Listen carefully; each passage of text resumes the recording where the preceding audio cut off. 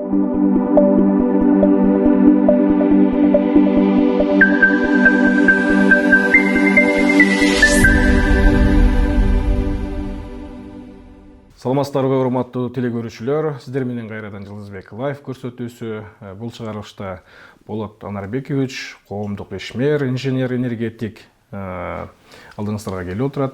Саламатсызбы? Саламатчык. Болот байке, сиз буга чейин биз сиздин ушул коомдогу ролуңузду, коомдогу кылып аткан иштериңиздин баардыгын көрүп чыктык, билебиз дегендей. Анан айтсаңыз, ушул бүгүнкү күндө инженер, энергетик болуп турган коомдук иштерге аралашып кеткенге эмне түрткү болду сизде? Жакшы.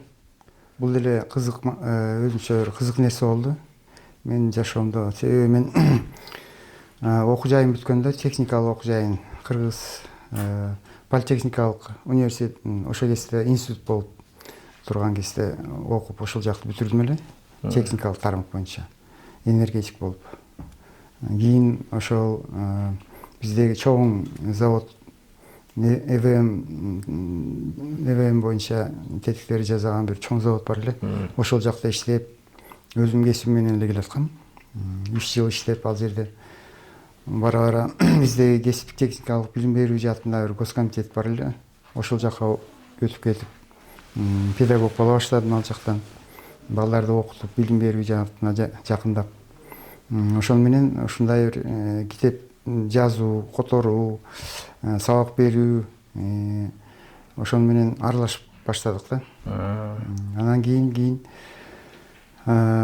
ошол китептерди которуп жүрүп, тажрыйба алып, анан кийин мына 10-чу жылдары, 2012-жылдары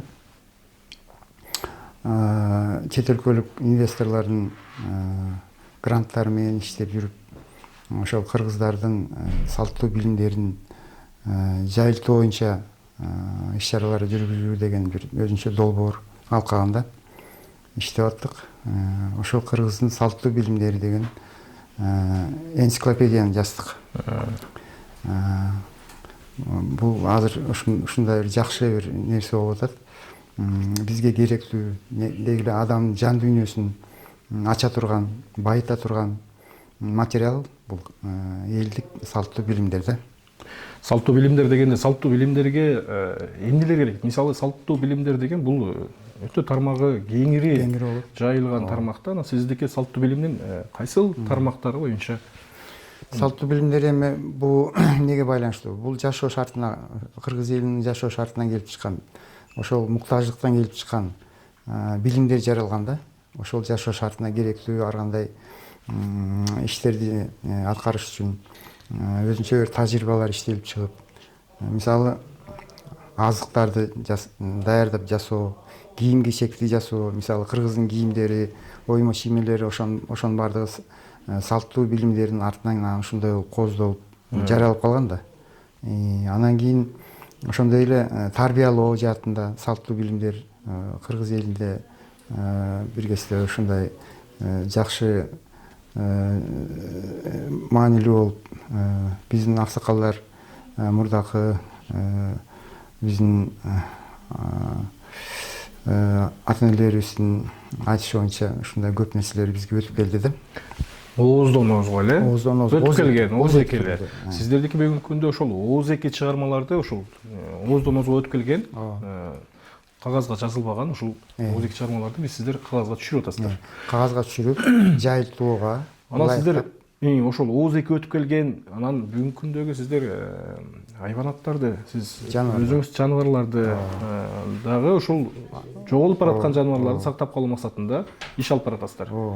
Бул кандай жаныбарлар? Эми адамдын жанында жашаган жаныбарлар, үй жаныбарлары, билебиз, иттер болгон, куштарды багып, биздин ата энелерибиз жылкы багып келген, мал жандыктар болгон. Эми ошо иттердин арасында тайган, мергенчиликте колдонгон иттин бир түрү кыргыздардын, ошо билерман адамдарынын артынан ушундай бир тукум жаралып, ушул күнгө чейин калып калды да. Бул тайган негизи биздин тарыхыбызда кайсыл кылымдан бери бар экендиги далилденген. ооба. Озеки маалыматтар Манастан бери эле белгилүү. Манаста тайган жөнүндө көп эме айтылат. Ошол Манас кичинекей күчүк кезинде теги эмени таап алып, күчүктү таап алып, анан ал күчүктү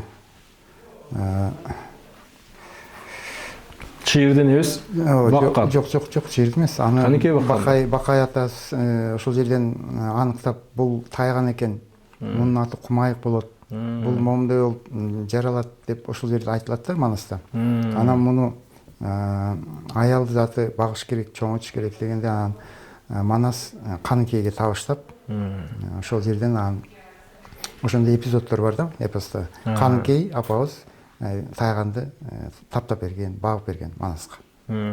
Биз ушул бүгүнкү күндө көрүп калабыз да, ушул арабтар дагы ушул тайгандарды өтө кеңири мындай өздөрүнө жакын алып кеңири колдонушат экен да. Бул тайгандар Арабияда дагы, арабтар өлкөсүндө да бар, мисалы Өзбекстанда бар, анан Кыргызстан, казактар да. Жанагы айтат го, тиги кымыз кимдики депчи. Ошол сыяктуу эле бул тайган кимдики өзү? Кыргыздыкы же арабтыкы же булардын өзүнүн мындай бөлүнө турган немелери барбы? Мисалы, бул кыргыздыкы мындай сапаттарга ээ, өзбектики мындай сапаттарга ээ деген. Эми иттин түрлөрү көп да. Ошол тайган сыяктуу иттер да көп. Анан кыргызга таандык деп биз тайганды айтабыз. Биздин жер шартыбызга ылайыкташып, ушундай өзүнүн сырткы келбети калыптанып, кулк мүнөзү калыптанып, анан биздин шарттагы аңчылыктарга ылайыкташып, ушу жаралып эме болуп калган да, өзүнчө тукум болуп. Анан кыргыздын тайганы деп аталып атка конуп калган. Бул белгилүү. Мисалы, эгерде жазма булактарын алсак, Махмуд Кашкари деген окумуштуу болгон 10-кылымдарда эле. Ошол кезде ошол жакшы бир жазып кеткен жери бар экен. Тайгандын күлүгүн түлкү сүйбөйт деп жазыптыр. Ал эми бүгүнкү күндө ошол сөз бизге жетип отуруп, иттин күлүгүн түлкү сүйбөйт деп айтылат да. А эми көрбөйсүңөр, 10-кылымда ит деп айтылган эмес, тайган деп жазып атат ал киши. Итти деле көрсө керек ал. Бирок ошол кезде тайган өтүмдүүрөөк болгон экен да. Мына иттин күлүгү деп ал жазган эмес да. Тайгандын күлүгү түлкү сүйбөйт деп калтырып кеткен. Демек, тайгандын өзүнчө алгырлыгы, өзүнүн бир касиеттери менен сөзгө алынып калган, ошондой эле белгилүү болуп калган да. Бүгүнкү күндө сиз ошол айтсаңыз, тайганчыларга сиз ошо жоголуп бараткан тайгандарды көтөрүү максатында, ошолорду деген жоголуп кетпебүүсүн алдын алуу максатында сиз иш-чараларды, сиз жөн гана ошолорду документация жагынан же болбосо ЮНЕСКО каттоо жагынан иш алып барасызбы, же өзүңүз тайганчысызбы? Жок, мен тайганчы эмесмин. Мен жана айтпадымбы, биз жана энциклопедия жазбадыкпы, кыргыздын салттуу билимдери деген. 12-жылдары кыргызча жазып, 15-жылы орусча чыгып ал. Анан кийин 17-жылы англис тилге которулуп, 3 тилде ошондой биздин энциклопедиябыз жарык көрдү да. Ошол энциклопедия кыргыздын балыктарынын, мурастарынын арасында тайган дагы жазылган да. Куш сыяктуу эле мергенчиликте колдонгон жаныбар катары тайган дагы ошол жерде жазылган. Анан эми энциклопедия жазылып бүткөндөн кийин дагы ушул эми ушу тайган жөнүндө бир иштерди улантпайлы деген суроо түшкөндөн кийин ушундай өзүнчө долбоорду 18-жылы баштадык. Тайганды сактап калуу боюнча, сүрөөгө алуу боюнча өзүнчө иш-чараларды уюштуруп. Тайганды кечиресиз. Тайганды сактап калганда бизге эмне пайда? Же болбосо биз ушул ата бабабыз ушул тайганды сактаган, кармаган, Манас атабыз ушул тайганды баккан деген сыяктуу эле биз өз ишеним менен бул тайганды кыргыздыкы болгондугу үчүн эле сактап калыш керекпи? Же анын жакшы дагы жактары барбы? Кандай сапаттар бар тайганды сактап калуу? Бул абдан аңчылыкта эң жогорку сапаттарга ээ болгон жаныбар да. Эми мына азыркы учурда аңчылыкта жанагы мылтыктар колдонуп кетпедиби? Анан ошон үчүн тайгандарды көп колдонбой, ошо мылтыктардын артыкчылыгы менен булар азайып калган колдонушу. Бирок бул жерде мындай нерсе бар да. Биздин бул улуттук баалуулугубуз тайган өзү символ деп атап койсок болот кыргыздардын. Ар бир элде эле бар да ушундай жакшылыктар. Нарк ошолорду сакташ керек деген маселе коюлуп атпайбы? Мына президентибиз өзүнүн жарлыктары менен жандандырып атат ошол темаларды. Ошонун ичинде мына ушул тайган сыяктуу көп нерселер бар да. Демек, сиз айтып аткан нерсе бул улут оңгусу. Улуттун калыптангандагы пайда болгон нерселери бүгүнкү күндө дагы ушул сакталып калыш керек. Бул ошол мен сизге айтып аткан суроодан улам, ошол бүгүнкү күндө деген биз 10-кылымдан бүгүнкү күндү салыштырганда биз башка доордо жашап атабыз да, чындыгындачы. Анан ал мезгилде эми чындыгында аңчылык кылган, малчылык, кой чарбачылык, дыйканчылык дегендей. Бүгүнкү күндө дагы бирок андай нерселерди кылбай калды да, анан ошол тайган бул ит деп коелу бүгүнкү күндө. Деп коюшат. Ит динде бул итке үйдө кармоо боюнча көз караш кандай айтылат? Эми динде деле мындай ар кандай айтылат. Болбосо арабтар өздөрү деле кармап атпайбы тайгандарын. Алар деле аңчылык кылышат. Куштарды көп салат го. Бирок алардын салюки, слюги деген иттери тайгандай эле. Мына биздин көчмөн районуна алып келип жарыштырып атпайбы биздин тайгандар менен. Анан алар анчалык деле мындай эме кылышпайт, жээрбейт тайганды. Алар өздөрүнүн иттерин аябай кастарлап, багып, ошондой чуркатып, ошондой уюштуруп эмелерди, мелдештерди уюштуруп, абдан жакшы эле эмеде карайт да. Анан кээ бир айтылган жерлер болот, ушу итти эмелеп баягы таза эмес дегендей мааниде айтылган жактарын угабыз. Эми ал үйдө кармаса периште кирбейт деген сөздөр бар. Диний көз караш менен. Ал эми кыргыздар аны жаткан жеринде өзүнүн жанында жаткырып, мергенчиликке чыкса жанашы жатып, бири-бирин сууктан сактап, ит адам досу деген пикирин эмес. Ошентип чогуу жанаша жашап келген да. Жакшы экен анда сиз ушул коомдук ишмер катары, ага окутуучу катары ушул көптөгөн университеттерде сабак берген экенсиз. Бүгүнкү күндө көйгөй негизи биздеги көйгөйлөр ушул жаштардын билимге болгон кызыгуусу да. Жаштардын билимге болгон кызыгуусунда мен бир нерсени байкаймын, ушул бүгүнкү күндө аламдашуу деп коелу, же болбосо ушул глобалдашуу. Бүгүнкү күндөгү ушул интернет, телефонго кирип кетип, илим техниканын заман жетишкендигине байланыштуу балдарыбыз окубай калды деп көпчүлүк учурда айтышат да. Эртеден кечке телефондон, же болбосо ушул даярданганда деле ушул телефонду карап чат GPT деген ошол нерселерден улам даярданып, мээни иштетпей калды деп. Сиз өзүңүздүн көргөнүңүз, өзүңүз ушул жерде иштеген адам катары айтсаңыз, бүгүнкү күндө биздин студенттерибиз, окуучуларыбыз кандай окуп атат? Бүгүнкү күндө бул чоң көйгөй болуп атат. Ушул маалымат иштетүү, жайылтуу, колдонуу каражаттары аябай өнүгүп кетпедиби? Анан көп жеңилдиктер пайда болду да. Анан китеп окубай эле калышты да. Мурда биз мисалы биздин убакта китепти дайыма көтөрүп жүрчүбүз. Бүт баардык маалыматтын баарын китептен алчубыз. Кийин телевизордон угуп жүрдүк, бирок анчалык болгон эмес.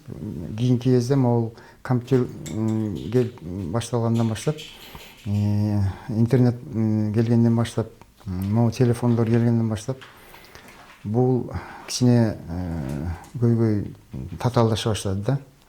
Балдардын билим алуусу, маалыматка жетүү, мына ошол нерселер абдан башкача бир жагдай түзүлүп атат да. Кичине зыянын тийгизип атат дегендей айтсак да болот да. Сиз айтсаңыз, сиздер мезгилиңиздерде окуганда Советтер Союз мезгилинде окугансыздар, ал мезгилде окуу чындыгында башка нукта эле. Бүгүнкү күндө андан кийин 2000-жылдары башка нукта болду. Бүгүнкү күндө зомерлер деп коебу. Бүгүнкү күндөгү окуу багыты такыр башка да. Бүгүнкү күндө биз жаштар менен сүйлөшкөндө жаштар айтат, бизде деген интернетте деген бир китептен ала турган маалыматты сен отуруп алып бир китептен маалымат алгычаң, аны деген бир күн 2 күн окушуң керек. Интернеттен деген аны деген 5 мүнөттө эле алып коюп атасың го деген сөздөрдү айтышат да. Ошондо сиз ушул биздин жаштарга, биздин өспүрүмдөргө ушул китепти окуганда адамга эмне алып келет? Мисалы, интернеттен биз кыскача эле маалымат билип атабызга, а китепти окуганда кандай өзгөрүүлөр болот адамда? Ошол жөнүндө айтып берсеңиз жакшы болот эле. Мисалы, мен эле айткан жерим жок. Китепти адамга канчалык терең таасири бар экени көп айтылат да. Китеп адамдын досу деп дагы, эң жакшы белек китеп деп дагы бекеринен айтылган эмес да. Эгерде китепти окусаң, ошол окуяларга аралашып кетесиң, ошондой бир эмелер, элестерди эсиңе тереңирээк түшүрөсүң. Эсте тутумуң дагы ошонун артынан мындай өнүгөт, ошолорду эстеп калгангачы. Анан муну кайталап кайра окусаң да болот. Кызыктуу жерлерин кайра тандап. Ошондой нерсени азыркы жаш балалар, жаштарыбыз билбей атат, барктай калып атат, баалабай атат ошондой нерсени. Китептин ошондой баалуулугун. Баягы оңой эле интернеттен көрө калып, анан баягы окуу жайларында реферат, эме дегендери жазганда, диплом докладдерин жазганда көчөрө салып эле ошондо оңой жагын өтүп кетип атпайбы? Бул абдан начар нерсе да, себеби адамдын мээси, балдардын мээси иштебейт да. Булар талдап чыкпайт окуган нерсени. Ошону тиктеп отургандан ийринип, бир сыйра көз жүгүртүп чыгарып алат дагы бере салат, болду, ошондо унутулуп калып атат. Бүгүнкү күндө айтсаңыз, ушул жаштарыбыздын баары эле ушул биринчи, экинчи курска чейин араң окуйт да, анан экинчи курстан кийин заочныйга тапшырып туруп, бул эми көйгөй да, чоң көйгөй. Заочныйга тапшырат да, ошону менен чет мамлекетке чыгып кетет, же болбосо ушул жеңил өнөр жерлерге барып, иштеп, акча таап, акчанын артынан түшүп, же болбосо ушул кыйынчылыктан улам ушул тармакка кетеби, окуусун таштап коет да. Алар эми сырттан окууну бүтүрүп, кийин ушул жумуштарда иштеп, же болбосо окутуучу, же болбосо мамлекеттик кызматкер болуп иштеп, бүгүнкү күндө жагдайыбызды өзүңүз жакшы билесиз. Окуу тармагы дагы басаңдап, солгундап баратканын жакшы билесиз. Мамлекет тармагы да, кадр тармагы да кандай деңгээлде баратканын сиз жакшы билесиз. Анан ушул жаштарга да 2 жыл чыдап окуп бүтүрүп коюп, анан ушул мамлекеттеги иштерде же болбосо окутуучулук жаатында иштесе болбойбу? Сиздин оюңуз, сиздин көз карашыңыз, сиз ошол жерде жүрөсүз, билесиз, көрүп атасыз, кыйынчылыктан улам кетеби, же болбосо ушул акчага кызыгып артып окууну таштап кетеби? Туура азыркы жашоо шарты ойлогон ойду кыстаган турмуш жеңет деген сөз бар эмеспи? Көпчүлүк жаштар ошо кысталып, ошол каражаттын жетишсиздигинен ошондой жолдорго барат да, иштейин деп. Эми баягы эрки күчтүүлөр иштеп дагы окуп да жүрөт. Эрки күчтүү балдар бар да. Анан кичине эрки начарыраак болуп калса, окуусун таштап жалаң ишке өтүп кетет. Же болбосо ошол эле учурда мисалы иштен көп акча таап калып аткан болсо, окуусун карабай калышат. Ошондой иштер болуп атпайбы азыр? Мүмкүнчүлүктөр. Демек окубасам деле мен өзүмдү өзүм багат эле тапсам болот экен. Чындыгында эле окубай деле азыр акча тапса боло турган заман болуп калды да. Окубай эле. Билими жок, башка эле бир бензин сатсаң деле акча табасың. Интернетке кирип алып, жанагынтип биткоин ошолорго кирип алып, ошону үйрөнүп алсаң да акча табасың. Азыркы замандын өзгөчөлүгү ушундай болуп атат да.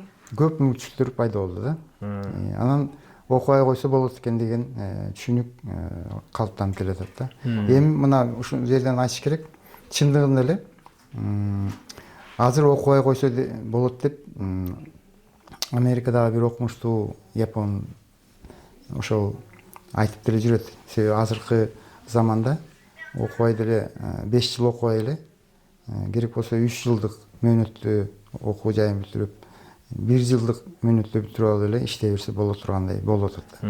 Бирок эми ал адамдын немесинен, зээндүүлүгүнөн жараша, ошонун өзүнүн жөндөмүнөн, мүмкүнчүлүгүнөн жараша болот да. Кээ бирөө 5 жыл окуш керек. Ошол жеткиче. Кээ бирөө тез кабыл алат. Ошого жараша ар кандай эмелер чыгып атат да, мүмкүнчүлүктөр азыр. Мурда 5 жыл деген талап болчу. 5 жыл окуш керек. Анан 5 жыл окуп жүрдүк. Мына биз ошол кезде иштеп да жүрдүк. Бизде деле ошондой көйгөй болгон, каражат тартыштыбы. Бирок ошо окууну да таштабай, ошо каражатын да өзүбүз таап иштеп жүрдүк, эптеп бүтүрдүк. Азыр болсо окубай койсоң деле каражат табат экенсиң. Бирок өзүнүн булар нар жагын ойлобойт да. Ошол өмүр бою эле ошо бизнес сатып отурам. Же болбосо өмүр бою эле ошо телефон чукулап окот кыла бермек белем деп ойлонуп коюш. Кичине адамдын өзүнүн эмес жан дүйнөсүн байытканга, тарбиялык өзүнүн балдарына бере турган билимин өздөштүрүп жогорулатканга ушундай окуш керек дегенди ойлойт да. Анан окуган адамдын макамы да башкача да, статусу. Жогорку билимдүү, анан кийин жөнөкөй эле карапайым орто билимдүү айырмасы бар да. Кадыр баркыда ар кандай болот да. Анан жогорку кызматка деле бара албайсың да окубай коюп. Ал жакта талаптар бар, билимдүү болуш керек деген. Сиздин деги азыр ошол балдарга сиздин ушул бүгүнкү күндөгү жетишип аткан ийгиликтериңизге жетишүүдөгү принциптериңиз кандай болгон? Нелерге басым жасагансыз? Мисалы сиз айтып атасыз го, биз кыйналганда деле аны таштап койбой биз өзүбүздү окутканбыз. Бүгүнкү жаштарга эмне түрткү болуп атат ошолар окууну таштап койгонго? Не себеп болуп атат? Сиздердин маалыңыздарда кандай эле? Биздин убакта ошол жумуш табыш тозок болчу. Окуп жүрүп, анан да иштейм деп жумуш таба албай. Көпчүлүгү иштейм деп жүрүп, жумуш таба албай жүрүшкөн убакыт болгон. Ошондой шарттар аз эле. Азыр болсо толтура. Мектепти бүткөндөн баштап эле каалагандай жумушту иштей берсең болот. Чет өлкөгө кетип калсаң болот. Ушул эле жерде жүрүп иштей берсең болот. Эми тандап алса болот да, азыркы замандын шарты ошондой болуп атпайбы. Принциптериңиз сиздин? Эми мисалы биз окуп жүргөндө ошону өзүбүз талап ушундай болгон да, окуу жайды аягына чейин бүтүш керек. Диплом болуш керек, жогорку билимдүү болуш керек. Анан дагы ошол тармакта иштеш керек. Ошол тармактын кесипкөй адиси болуш керек деген ушундай нерселер коюлган да, талаптар. Мына биз ошондойлорду карманчыбыз. Мына окууну бүткөндө дароо эле башка жака кетип калбай, ошол эле тармактагы ишканасына барып иштедик. Анан улам которулуп отуруп, башка тармактарды өздөштүрүп кеттик. Демек, дарак бир жерден көгөрөт деген сөз ушул жерге. Ал туура келет, э? Өзөгү болуш керек да.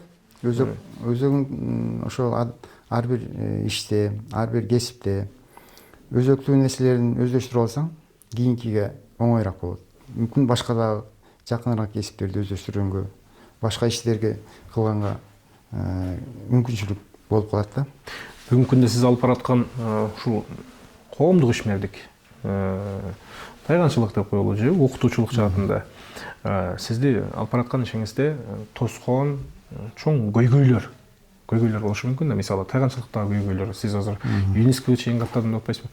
Анан аны көбөйтүүдөгү көйгөйлөр же болбосо билим берүүдөгү көйгөйлөр. Мисалы сиз билим берип атасыз, бирок окуучулар аны кабыл албай атат.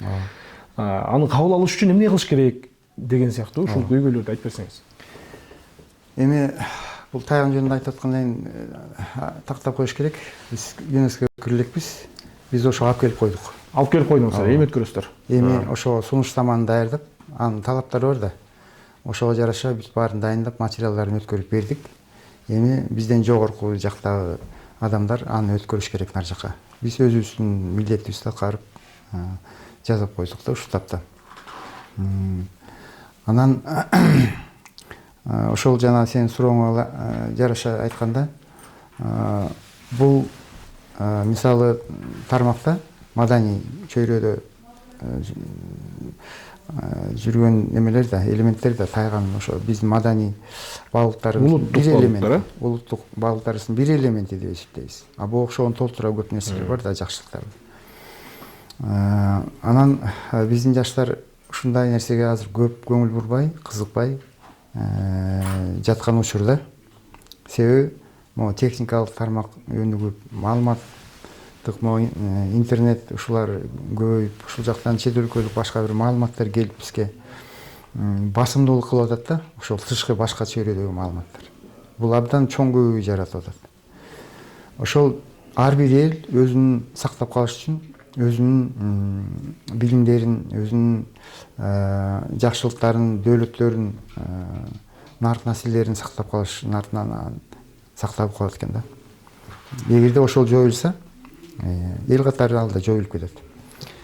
мына азыркы учурда ачык эле айтылып атпайбы, эгерде кандайдыр бир элди жоюш керек болсо анын билимин түшүрүш керек, билим деңгээлин. Мына ошол билим деңгээлин төмөндөтсөң эле болду, ал артта калат, өзүнөн өзү жоюлат деген ушундай эме бар да. Аныктама бар да, ачык элечи. Мына кичинекей элдер жоюлуп кетип атпайбы, артта калып. Анан биз дагы ошого кептелип калышыбыз мүмкүн да, эгерде ушул ойдон кете берсек. Анан азыркы маселе көтөрүлүп аткан маселелер абдан туура. Мына ушундай элибиздин, өзүбүздүн, улутубуздун баалуулуктарын, наркын көтөрүү жөнүндө көп айтылып атпайбы? Биздин президентибиздин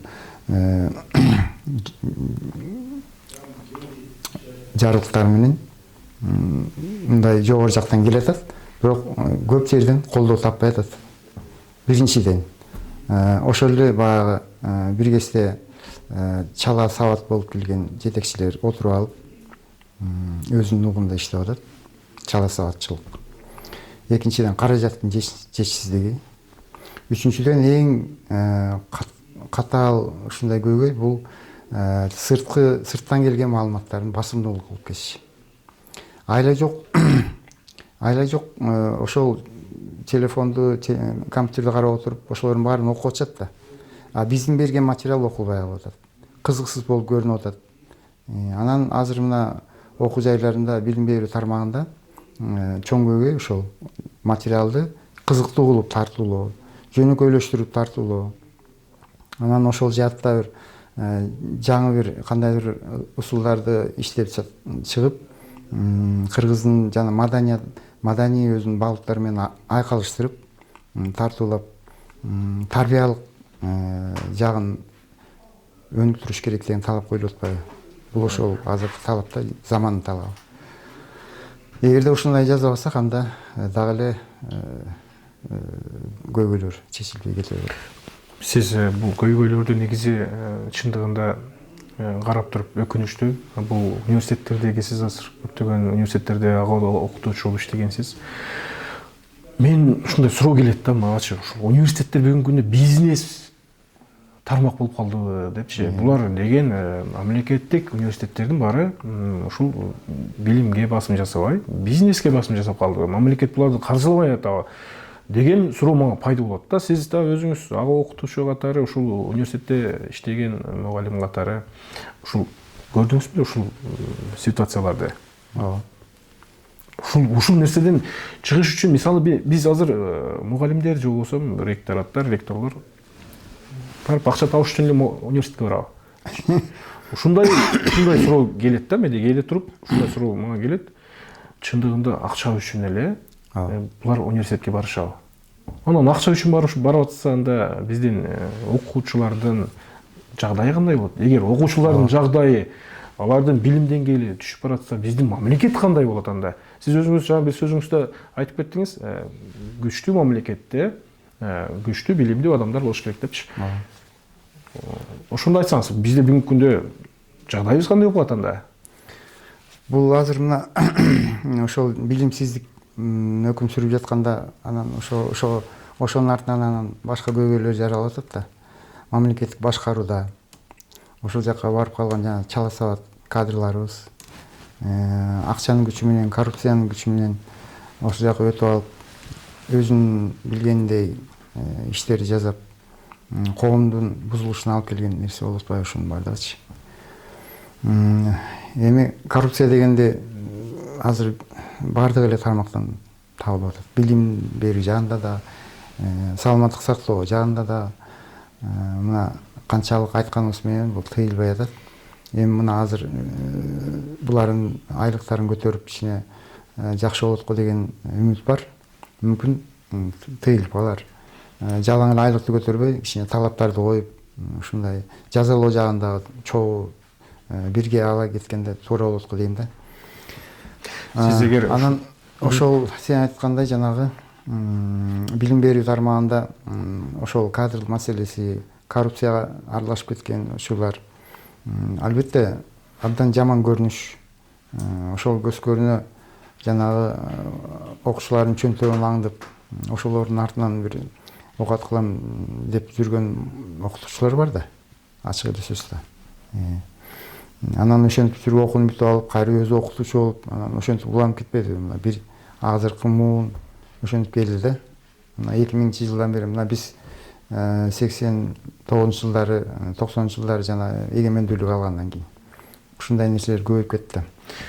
Болот Анарбекович, биз ушул программабыз жыйынтыктар алдында сизге сөз берели деп атабыз. Ушул бүгүнкү күндө жаштарга сиз кандай кеңеш бересиз? Өзүңүздүн кеңешиңизди айтсаңыз.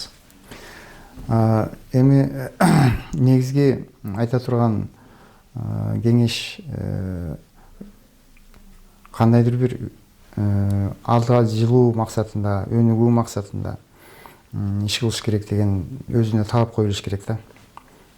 Ар бир адам окуйм дейби, иштейм дейби, бул өзүнүн деңгээлин дайыма көтөрүп туруп калбай бир деңгээлде. Бир гана жерде жашап отуруп күн көрөм дебей, өнүгөм, алдыга жылам, анан пайда келтирем коомго деп. Дегенде балдарынан баштап, анан коомго пайда келтирем, анан адамзатка колунан келсе мындай пайдамды тийгизем дегенде максаттарды коюш керек да. Мейли адамзат менен коомду карабай деле, жок дегенде өзүнүн жашоосун тыңдаганга, ошон үчүн билим алууга, албетте күн көрүш үчүн, кара курсак тойгуш үчүн окубай деле койсо болот. Ал кара курсактын көйгөйлөрү чечиле берет экен. Көп деле андай мындай жогорку билимдерди албай эле окуп кылса болчу да экен. Бирок жакшылыктуу жашоого жеткенде умтулуш керек да. Рахмат сизге, Болот Анарбекович. Бүгүнкү күндө чындыгында ушул кыргыз элине, жаштарга өтө ушул маанилүү кеңештериңизди берип кеттиңиз. Негизи бул үй бүлө кичинекей мамлекет деп коет. Ал мамлекеттин ичинде ушул өзүңүз айткандай билим алсаң деле, албасаң деле үй бүлө багасың. Бирок үй бүлөнү багууда сен кандай багуу? Максат ушул да. Үй бүлөнү баары эле багат. Жана айткандай ит деле өзүнүн жанын багып атпайбы? Үй бүлөнү багат, бирок кандай багууда? Эгер окусаң, бүгүнкү күндө башкача багасың деген гана биз сиздерге түшүндүрмө бердик. Студиябызда Болот Анарбекович болду. Аны алып барган мен Жылысбек Бакир уулу. Саламатта калыңыздар.